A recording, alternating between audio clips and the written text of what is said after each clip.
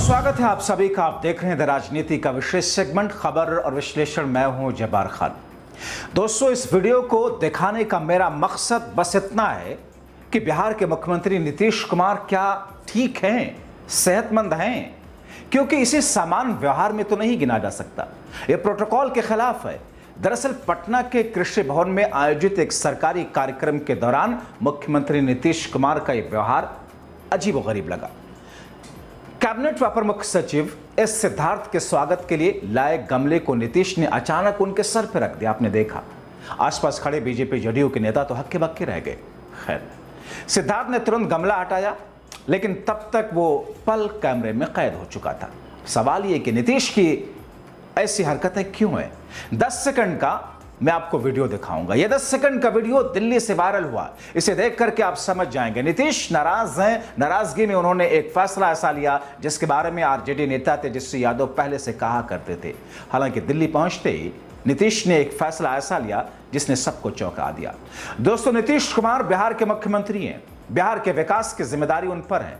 दिल्ली में मोदी के सामने अलग अलग राज्यों के मुख्यमंत्री मौजूद थे, यहां तक कि मोदी के कट्टर दुश्मन तेलंगाना के सीएम रेवंत रेड्डी, तमिलनाडु के मुख्यमंत्री एमके स्टालिन।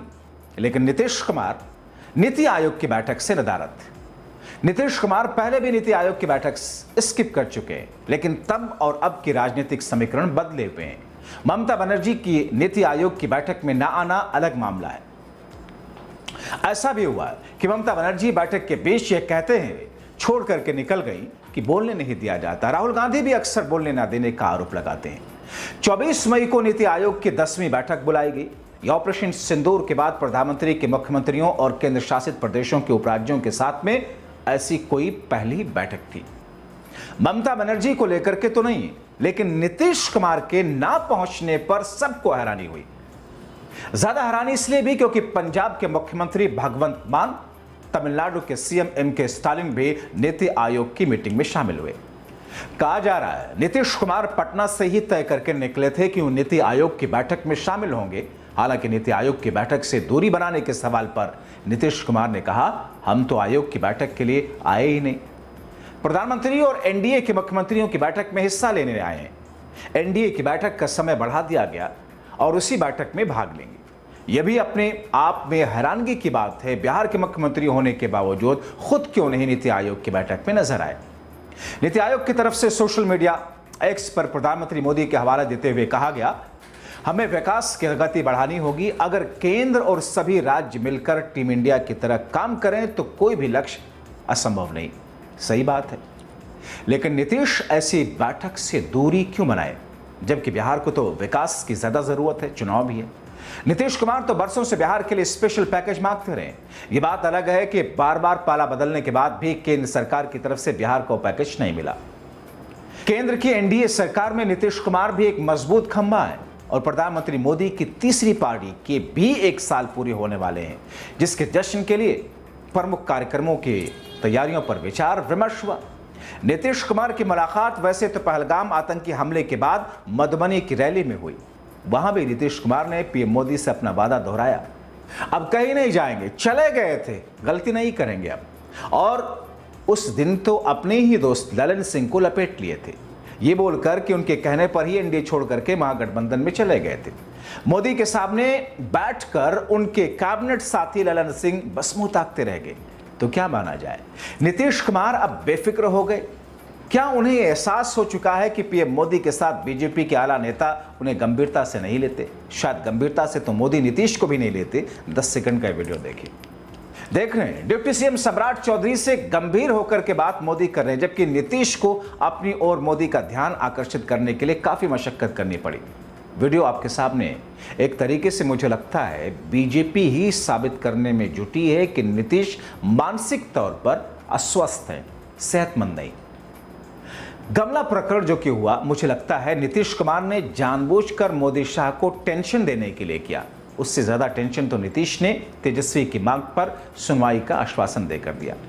दरअसल बिहार के मुख्यमंत्री नीतीश कुमार के सामने उनकी पार्टी जेडीयू के एक नेता ने ताड़ी पर लगे प्रतिबंध को हटाने की मांग उठा करके सबको चौंका दिया। यह घटना तब हुई जब नीतीश अचानक जेडीयू के पटना में मौजूद कार्यालय में पहुंचे।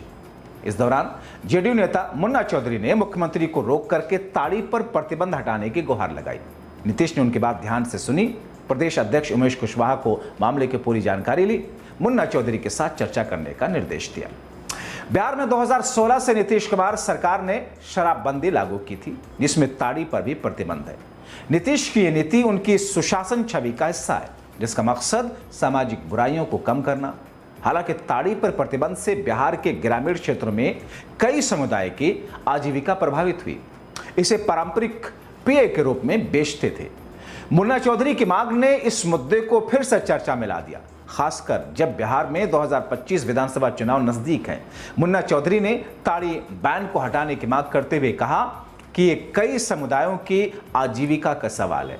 उन्होंने तर्क दिया कि ताड़ी एक पारंपरिक और कम नशीला पेय है, जिसे शराब की श्रेणी से अलग रखना चाहिए।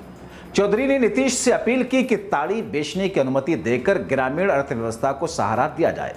ये मांग उस समय उठी जब नीतीश की शराबबंदी नीति पर विपक्षी दल पहले से सवाल उठाते रहे। मुख्यमंत्री नीतीश कुमार ने मुन्ना चौधरी की बात को गंभीरता से लिया। उन्होंने तुरंत कोई फैसला लेने के बजाय जेडीयू के प्रदेश अध्यक्ष उमेश कुशवाहा को मामले की तरफ जाने और मुन्ना चौधरी के साथ विस्तृत चर्चा करने का निर्देश दिया। नीतीश कुमार ने पार्टी के प्रदेश अध्यक्ष उमेश कुशवाहा को पूरी जानकारी लेने को कहा। नीतीश का यह जवाब उनकी सतर्क और संतुलित कार्यशैली को दर्शाता है। अब दोस्तों, गमला वाले प्रकरण और ये वाला मामला देखिए। ऐसे में अगर कोई कहता है नीतीश मानसिक तौर पर अस्वस्थ हैं, तो पूरी तरीके से सत्य नहीं है। दरअसल मुझे ऐसा लगता है कि जब जब बीजेपी आला नेताओं की ओर से नीतीश कुमार को इग्नोर किया जाता है, तब तब वो कुछ ऐसा कर देते हैं जिससे लास्टली सबसे ज्यादा नुकसान बीजेपी को होने वाला है। बहरहाल, ताड़ी बैन हटाने की मांग जेडीयू के भीतर ही उठने से नीतीश की शराबबंदी नीति पर सवाल उठ सकते हैं। विपक्ष, खासतौर पर आरजेडी, इस मुद्दे को भुनाने की कोशिश कर सकता है। नीतीश का सधा हुआ जवाब इस बात का संकेत है कि वो संवेदनशील मुद्दों पर कोई जल्दबाजी नहीं करेंगे, क्योंकि ये मांग बिहार की शराबबंदी नीति में बदलाव लाएगी और आने वाला समय तय करेगा। तो ऐसे में दोस्तों, नीतीश कुमार की सेहत को लेकर आप क्या सोचते हैं? शराबबंदी के जिम्न में, शराबबंदी के तहत इस ताड़ी वाली प्रक्रिया को लेकर के आप क्या सोचते हैं? अपनी राय कमेंट बॉक्स में जरूर लिखें। अभी के लिए इतना ही। जागरूक रहें, दूसरों को जागरूक करने के लिए खबर उन तक पहुंचाएं शेयर करके। बहुत शुक्रिया।